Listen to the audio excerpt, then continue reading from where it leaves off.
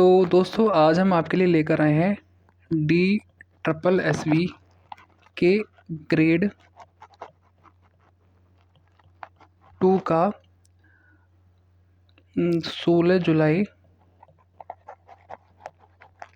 2019 और second shift का paper का जीएस का सॉल्यूशन। तो जो DSSV का ग्रेड सेकंड का जो पेपर हुआ था आपका 16 जुलाई 2019 को और शिफ्ट सेकंड थी, तो जनरल अवेयरनेस के जो क्वेश्चन आए थे 40, आज हम उसको डिस्कस करने वाले हैं यहाँ पे। तो शुरू करते हैं। तो हमारा पहला क्वेश्चन बोलता है कि ओजोन परत की मोटाई को किस इकाई में मापा जाता है। तो ओजोन परत की जो मोटाई है, इसका सिंपल सा आंसर है आपका ऑप्शन नंबर ए, डॉप्सन। ठीक है, तो यहाँ पे इन्होंने बता भी रखा है, एक्सप्लेनेशन दे रखा है। ओजोन परत को डॉप्सन इकाई में मापा जाता है। यह परत समताप मंडल में पाई जाती है। यह परत सूर्य से आने वाली परावैंगनी किरणों को अवशोषित कर पृथ्वी पर जीवन की रक्षा करती है। बात करते हैं क्वेश्चन नंबर 2 की। तो क्वेश्चन नंबर 2 हमारा बोलता है कि क्वेश्चन नंबर 2 हमारा बोल रहा है कि पृथ्वी के वातावरण में मौजूद सभी ग्रीन हाउस गैसों में सबसे प्रचुर ग्रीन हाउस गैस कौन सी है। तो इसका आंसर होगा ऑप्शन नंबर सी, जलवाष्प। ठीक है, तो क्या बोल रहे हैं, पृथ्वी के वातावरण में मौजूद सभी ग्रीन हाउस गैसों में सबसे प्रचुर मात्रा में वाटर वेपर यानी कि जलवाष्प गैस पाई जाती है। ग्रीन हाउस गैस में निम्नलिखित गैसें पाई जाती हैं, जैसे कि CO2 होगी, कार्बन डाइऑक्साइड, मीथेन होगी, CH4, नाइट्रस ऑक्साइड होगी यानी कि N2O, जलवाष्प यानी कि H2O, ओजोन O3 और क्लोरोफ्लोरोकार्बन यानी कि CFC। क्वेश्चन नंबर 3 पर चलते हैं। क्वेश्चन नंबर 3 हमारा बोलता है कि वर्ष 2017 में ग्लोबल कार्बन प्रोजेक्ट के अध्ययन के अनुसार विश्व स्तर पर CO2 उत्सर्जन प्रतिशत के मामले में भारत का कौन सा स्थान है। तो इसके मामले में भारत का 4th स्थान था। कार्बन के उत्सर्जन में भारत 2017 में 4th नंबर पर था। तो ये क्वेश्चन उस टाइम के करंट अफेयर के हिसाब से, तो इसको आप छोड़ भी सकते हैं। बात करें क्वेश्चन नंबर 4 की। कह रहा कि वैश्विक पर्यावरणीय कार्यक्रम अर्थ अवर किसके द्वारा शुरू किया गया था। तो ये शुरू किया गया था आपका WWF वन्य जीव कोष के द्वारा ये कार्यक्रम शुरू किया गया था। ऑप्शन नंबर डी इसका आंसर हो जाएगा। बोलता है कि वैश्विक पर्यावरण कार्यक्रम अर्थ अवर विश्व वन्यजीव कोष WWF द्वारा शुरू किया गया था। इसकी शुरुआत 2007 में ऑस्ट्रेलिया के सिडनी शहर से हुई है। इसमें लोगों को हर साल मार्च के आखिरी शनिवार को रात 8:30 से 9:30 तक 1 घंटे के लिए गैर जरूरी लाइटें बंद करने के लिए प्रोत्साहित किया जाता है।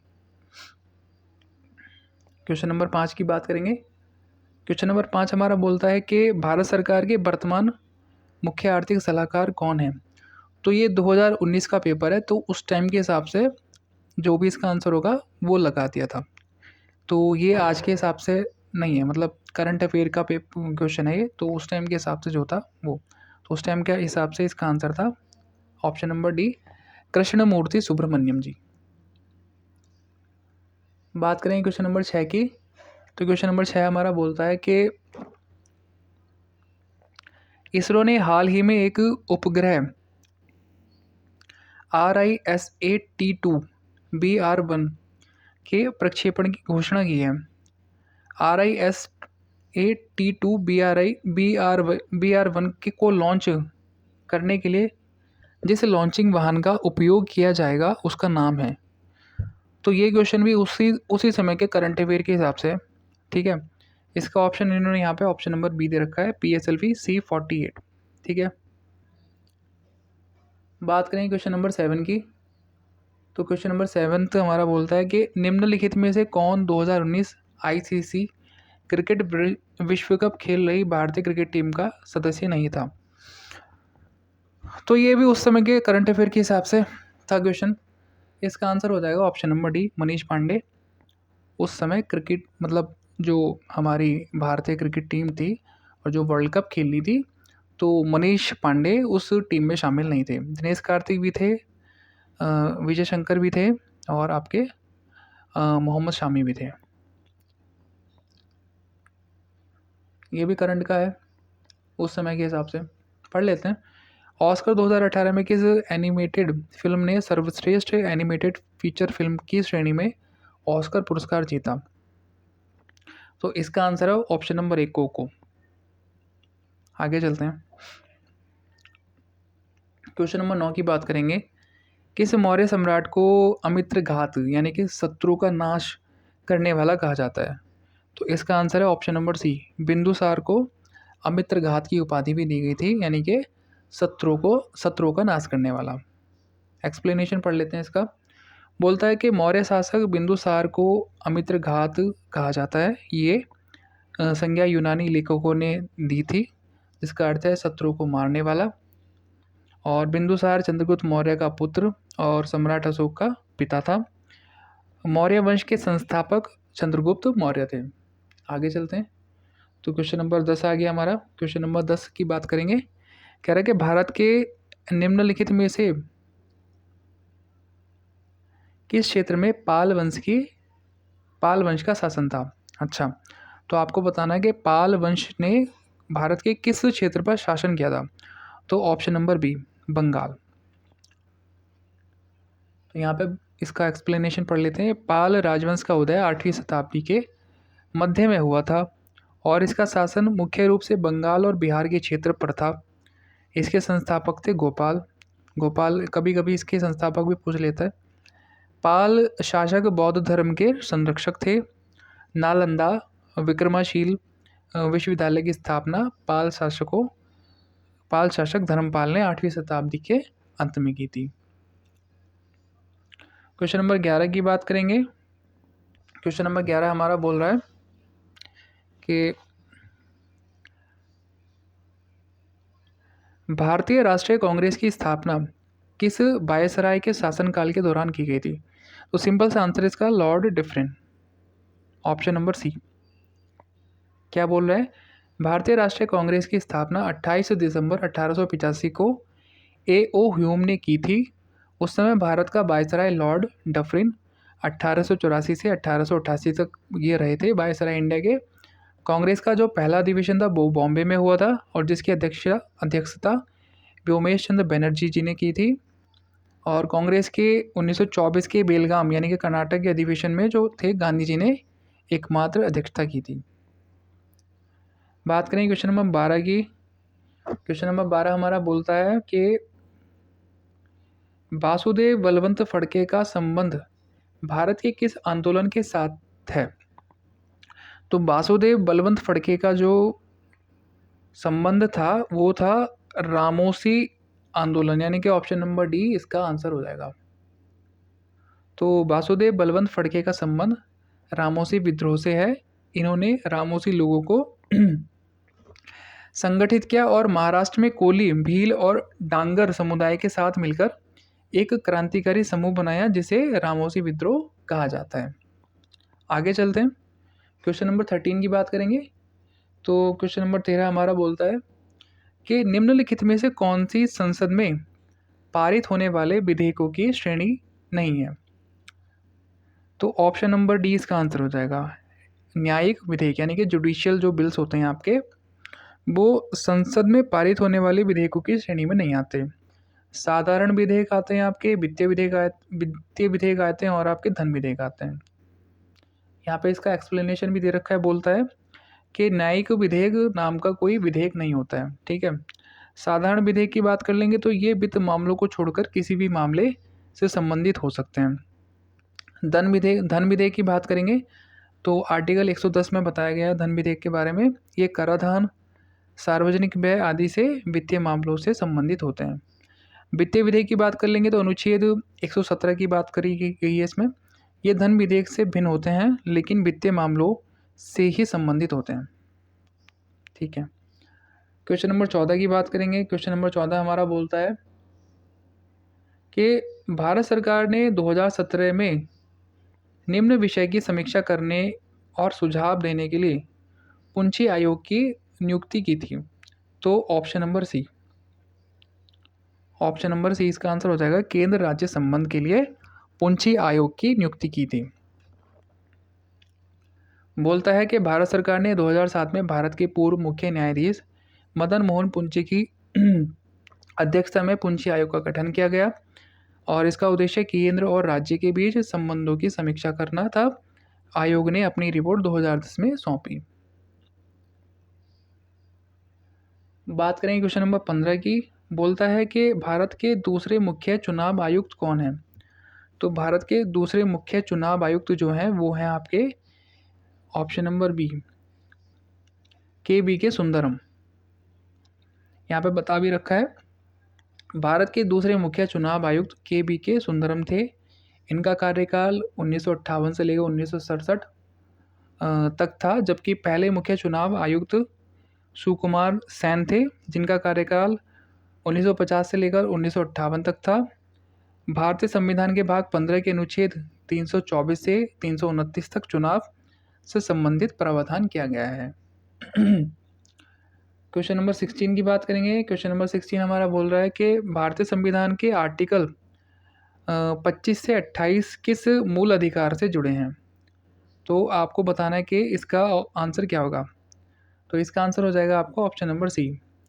तो जो भी आपके आर्टिकल 25 से 28 तक हैं वो आपके धर्म की स्वतंत्रता के अधिकार से जुड़े हुए हैं। ठीक है, यानी कि ऑप्शन नंबर सी इसका आंसर हो जाएगा। यहाँ पे एक्सप्लेनेशन पढ़ लेते हैं। भारतीय संविधान के भाग 3 में अनुच्छेद 25 से 28 धर्म की स्वतंत्रता से संबंधित हैं, जो मौलिक अधिकार के अंतर्गत आते हैं। भारतीय संविधान का भाग 22 हैं, अनुच्छेद 395 और अनुसूचियाँ 12 हैं। सॉरी, आगे चलते हैं। बोलता है कि क्वेश्चन नंबर 17 है ये। बोलता है कि भारतीय संविधान की कौन सी विशेषता आयरलैंड के संविधान से ली गई है या व्युत्पन्न है या फिर व्युत्पन्न है। ठीक है, तो इसका आंसर हो जाएगा आपका ये राष्ट्रपति के चुनाव की विधि जो है ऑप्शन नंबर ए आयरलैंड के संविधान से ली गई है। तो यहाँ पे बता भी रखा गया भारतीय संविधान में राष्ट्रपति के चुनाव की विधि आयरलैंड के संविधान से ली गई है। राज्य के नीति निदेशक सिद्धांत, राज्यसभा में 12 सदस्यों का मनोनयन आदि भी आयरलैंड से लिए गए हैं। अगर एकल नागरिकता की बात कर लेंगे तो ये ब्रिटेन से लिया गया है।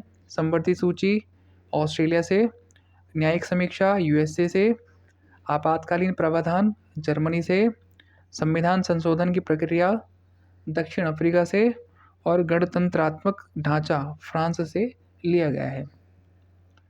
क्वेश्चन नंबर 18 की बात करेंगे। क्वेश्चन नंबर 18 हमारा बोलता है कि भारत के संविधान में कितनी भाषाओं को मान्यता दी गई है? बहुत सिंपल आंसर है ऑप्शन नंबर डी 22। यहाँ पे बता रखा है कि भारतीय संविधान में 22 भाषाओं को मान्यता दी गई है, जो 8वीं अनुसूची में है। पहले 14 भाषाएं थी, बाद में इसमें 8 और भाषाओं को जोड़ा गया। 21वां संविधान संशोधन 1967 में हुआ सिंधी भाषा के रूप में।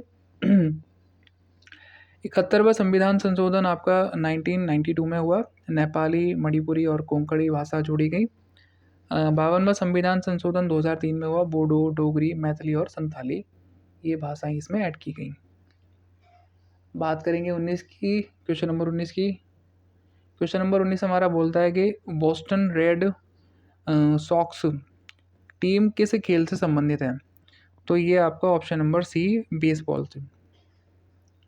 तो बोस्टन रेड सॉक्स का संबंध बेसबॉल से है। यह मेजर लीग बेसबॉल MLB की एक पेशेवर अमेरिकी बेसबॉल टीम है।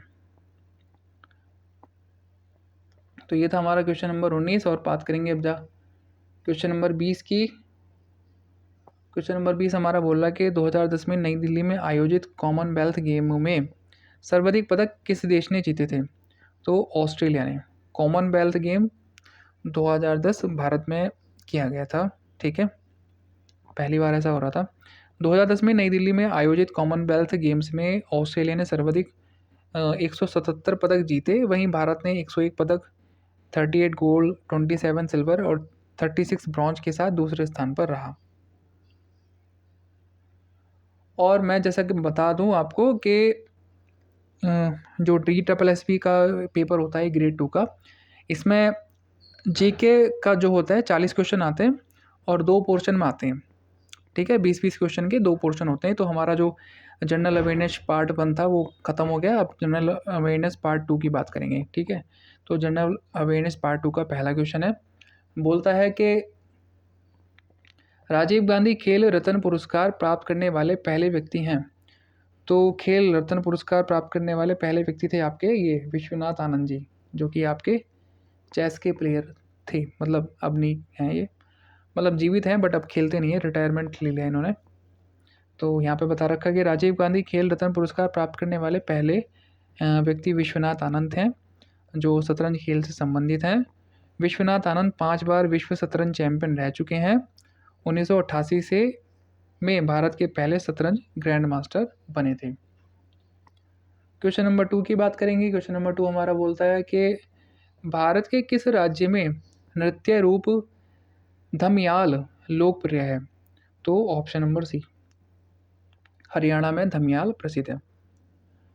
धमयाल लोक नृत्य हरियाणा राज्य से संबंधित है और हरियाणा के अन्य लोक नृत्य जैसे कि फॉग नृत्य, लूर नृत्य, घूमर नृत्य आदि, ये भी हरियाणा के प्रसिद्ध नृत्य हैं।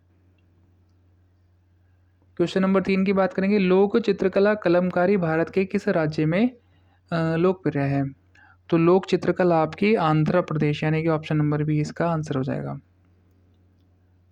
तो बोलता है कि आंध्र प्रदेश की लोक चित्रकला का नाम कलमकारी है। केरल की मुख्य चित्रकला जो है वो आपकी केरल भित्ति चित्रकला है।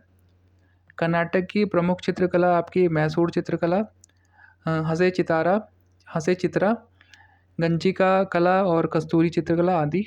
तमिलनाडु की जो प्रमुख चित्रकला है वो है तंजौर पेंटिंग और कोलम आदि। क्वेश्चन नंबर 4 की बात करेंगे। क्वेश्चन नंबर 4 हमारा बोलता है कि प्रसिद्ध हॉर्नबिल त्यौहार निम्नलिखित में से किस भारतीय राज्य में मनाया जाता है? तो हॉर्नबिल आपका नागालैंड में मनाया जाता है। ऑप्शन नंबर ए इसका आंसर हो जाएगा। सिंपल सा क्वेश्चन। हॉर्नबिल त्यौहार भारत के नागालैंड राज्य का सबसे बड़ा और प्रसिद्ध सांस्कृतिक उत्सव है। इसे त्योहारों का त्यौहार भी कहा जाता है। यह त्यौहार हर साल 1 से 10 दिसंबर तक मनाया जाता है। नागालैंड की स्थापना 1 दिसंबर 1963 को 16वां राज्य बना था ये भारत का, और इसकी राजधानी आपकी कोहिमा है। क्वेश्चन नंबर 5 की बात करेंगे। प्रसिद्ध ऑरेंज नदी निम्न में से किस देश में स्थित है? तो ऑरेंज नदी आपकी ऑप्शन नंबर ए, लेसोथो। यहाँ पे बता रखा है कि ऑरेंज नदी दक्षिण अफ्रीका की सबसे लंबी और महत्वपूर्ण नदी है। यह लेसोथो के ड्रैकनस वर्ग पहाड़ों से निकलती है। इसकी लंबाई लगभग 2432 है। यह नदी दक्षिण अफ्रीका और नामीबिया के बीच सीमा का निर्माण करती है और लेसोथो की राजधानी अमासेरू है। क्वेश्चन नंबर 6 की बात करेंगे। भारत में आंध्र जल विद्युत परियोजना किस राज्य में स्थित है? तो भारत में जो है आंध्र जल विद्युत परियोजना आपकी हिमाचल प्रदेश में। कहाँ पे? हिमाचल प्रदेश, यानी कि ऑप्शन नंबर सी इसका ठीक आंसर हो जाएगा। क्वेश्चन नंबर 7 की बात करेंगे। सियाचिन ग्लेशियर किस पर्वत श्रृंखला में स्थित है? तो काराकोरम, ऑप्शन नंबर ए। तो सियाचिन ग्लेशियर आपका काराकोरम श्रृंखला में स्थित है। ठीक है, सियाचिन ग्लेशियर आपका काराकोरम श्रृंखला में स्थित है। यह लगभग 76 किलोमीटर लंबा है। 13 अप्रैल 1984 को भारतीय सेना ने ऑपरेशन मेघदूत शुरू किया। तब से अब तक इस क्षेत्र पर भारतीय सेना का नियंत्रण है। क्वेश्चन नंबर 8 की बात करेंगे। निम्नलिखित में से कौन सी योजना जीवन स्तर में सुधार लाने के उद्देश्य से लागू की गई है? तो ये थी आपकी ऑप्शन नंबर सी, फोर्थ, चौथी योजना। यहाँ पे बता रखा है कि चौथी पंचवर्षीय योजना जीवन स्तर में सुधार लाने के उद्देश्य से शुरू की गई थी। यह योजना 1969 से 74 तक चली, जिसका उद्देश्य स्थिरता के साथ विकास और आत्मनिर्भरता की प्राप्ति था। इस योजना की विशेषता थी आपकी 1969 में इंदिरा गांधी सरकार ने 14 बैंकों का राष्ट्रीयकरण किया, हरित क्रांति की शुरुआत हुई और इसरो की स्थापना हुई, जो कि 15 अगस्त 1969 को हुई। क्वेश्चन नंबर 9 की बात करेंगे। कह रहा है कि भारत सरकार द्वारा शुरू किए गए 20 सूत्री कार्यक्रम टीपीपी का मूल उद्देश्य क्या था? तो इसका उद्देश्य था आपका ऑप्शन नंबर ए, गरीबी उन्मूलन और जीवन स्तर को ऊपर उठाना 20 सूत्री कार्यक्रम का मूल उद्देश्य था। 20 सूत्री कार्यक्रम का मूल उद्देश्य गरीबी उन्मूलन और जीवन स्तर को ऊपर उठाना था। इसे सबसे पहले 1975 में तत्कालीन प्रधानमंत्री इंदिरा गांधी द्वारा लॉन्च किया गया था। बात करेंगे क्वेश्चन नंबर 10 की। बोलता है कि भारत सरकार द्वारा स्थापित EXIM bank export import bank किस वर्ष में शुरू किया गया था? तो ऑप्शन नंबर सी 1982। बोलता है कि एग्जिम बैंक की स्थापना 1982 में भारतीय आयात बैंक अधिनियम और 1981 के तहत की गई थी। इसका मुख्यालय मुंबई में स्थित है। इसका मुख्य कार्य निर्यातकों और आयातकों को लोन और वित्तीय सुविधाएं प्रदान करना है। क्वेश्चन नंबर 11 की बात करेंगे। क्वेश्चन नंबर 11 हमारा बोलता है कि अल्ट्रा वायलेट किरणों की तरंगदैर्ध्य सीमा कितनी होती है? तो जो अल्ट्रा वायलेट किरणें हैं उनकी तरंगदैर्ध्य की सीमा कितनी होती है आपकी? ऑप्शन नंबर ए 100 से लेकर 400 नैनोमीटर तक। बोलता है कि अल्ट्रा वायलेट किरणों की तरंगदैर्ध्य सीमा 100 से 400 नैनोमीटर तक होती है। पराबैंगनी किरणों यानी कि यूवी रेज मुख्यतः 3 प्रकार की होती हैं। यूवी रेज ए यानी कि अल्ट्रा वायलेट ए, यह सबसे आम है। त्वचा की झुर्रियाँ और समय से पहले बुढ़ापे के जिम्मेदार हैं। अल्ट्रा वायलेट बी, यह किरणें त्वचा के जलने का मुख्य कारण है। अल्ट्रा वायलेट सी, यह सबसे खतरनाक होती हैं। इन्हें ओजोन परत पूरी तरह से सोख लेती है, जिससे ये हम तक नहीं पहुंच पाती हैं। क्वेश्चन नंबर 12 की बात करेंगे। क्वेश्चन नंबर 12 बोलता है कि रिसरपिन नामक दवा का उपयोग निम्न में से किस बीमारी के इलाज के लिए किया जाता है? तो ऑप्शन नंबर सी, हाँ, यानी कि बीपी के इलाज में इसका यूज़ होता है। हाई बीपी जब हो, उच्च रक्तचाप। तो रिसरपिन नामक दवा का उपयोग मुख्य रूप से उच्च रक्तचाप और मानसिक विकारों के इलाज के लिए किया जाता है। आगे चलते हैं। क्वेश्चन नंबर 13 हमारा बोलता है कि मानसिक तनाव और विकारों के उपचार के लिए उपयोग की जाने वाली दवाओं के वर्ग को इस नाम से भी जाना जाता है। तो किस नाम से जाना जाता है? Option number B,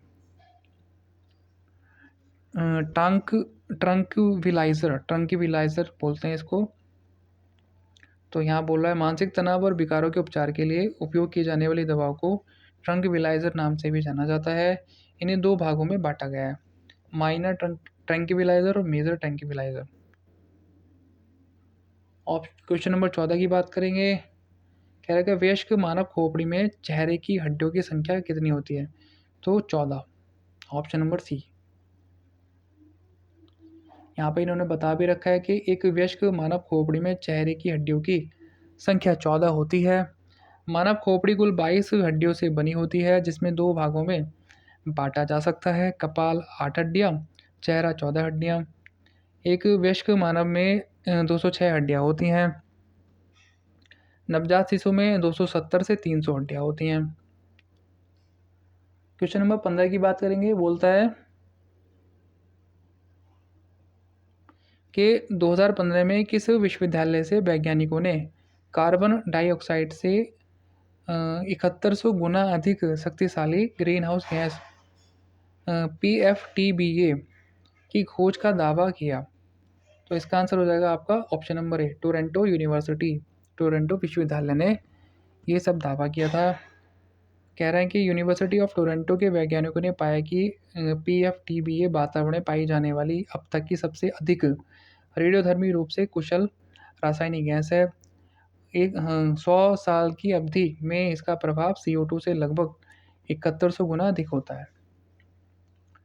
question number 16 की बात करेंगे। कह रहा है कि भारत के पहले स्वदेशी निर्मित विमान वाहक एयर क्राफ्ट कैरियर का नाम क्या है? तो option number A INS Vikrant.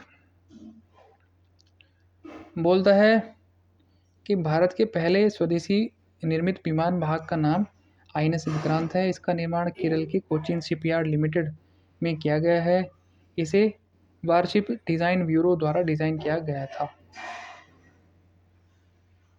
Question number 17 की बात करेंगे। बोलता है कि दुनिया के पहले ग्रीन हेलीकॉप्टर जो शोर शराबा रहित और उत्सर्जन मुक्त है का 2013 में किस देश में सफलतापूर्वक परीक्षण किया गया था? तो इसका आंसर हो जाएगा ऑप्शन नंबर सी जर्मनी। कह रहा कि दुनिया के पहले ग्रीन यानी पर्यावरण के अनुकूल हेलीकॉप्टर जर्मनी की कंपनी वोलोकॉप्टर द्वारा बनाया गया।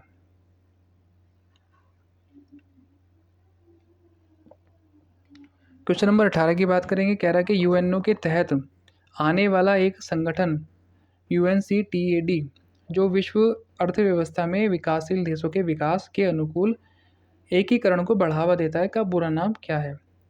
तो इसका पूरा नाम आपको बताना है। तो इसका पूरा नाम हो जाएगा आपका ऑप्शन नंबर सी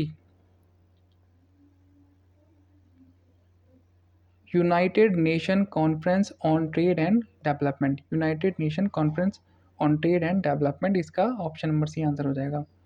तो UNCTAD का पूर्ण नाम क्या है? United Nations Conference on Trade and Development. ठीक है। इसकी स्थापना 30 दिसंबर 1964 को हुई थी। मुख्यालय इसका जेनेवा स्विट्जरलैंड में है।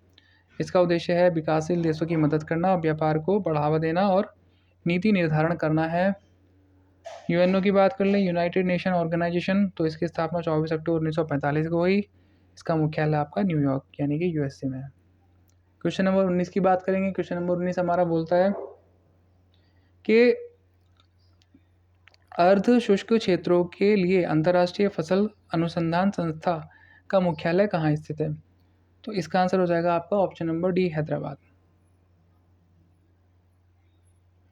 ICRISAT यानी कि international crop research institute for semi arid tropics का मुख्यालय हैदराबाद में स्थित है। इसकी स्थापना 1972 में हुई थी। इसका उद्देश्य शुष्क क्षेत्रों में खाद्य सुरक्षा बढ़ाना, कुपोषण कम करना और गरीबी मिटाना है।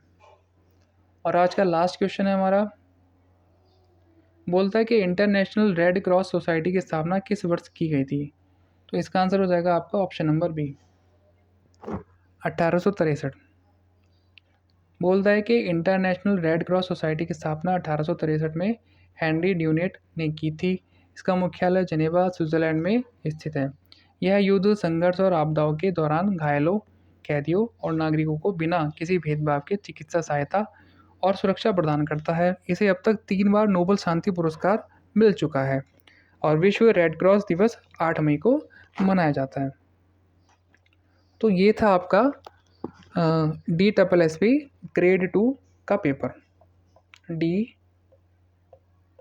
DSSB ग्रेड 2 का पेपर जो कि आपका कब कंडक्ट हुआ था?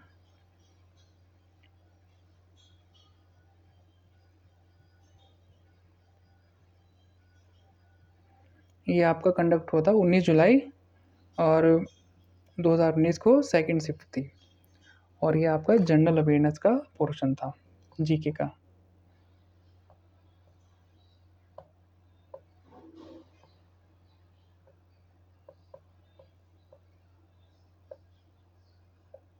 फोर्टी क्वेश्चन थे जो हमने आज डिस्कस करे हैं।